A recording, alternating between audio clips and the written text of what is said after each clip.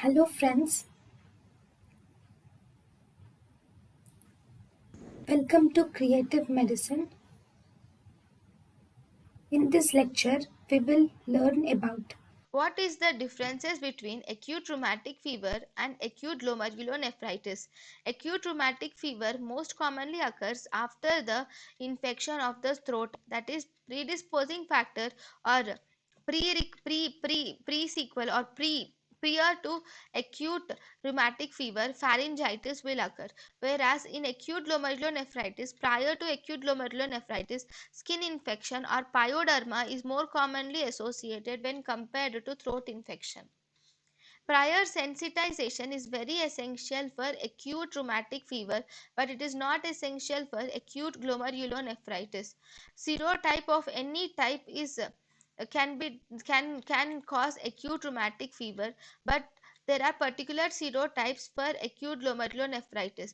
So if the pyoderma is caused by 49, 53 to 55, 59 to 61, then it is acute glomerulonephritis. If the pharyngitis occurs in 1 and 12, then it is again acute glomerulonephritis.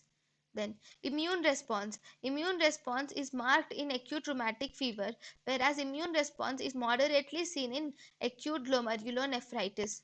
Complement levels are not altered in acute rheumatic fever, but the complement levels are seen to be low in acute glomerulonephritis.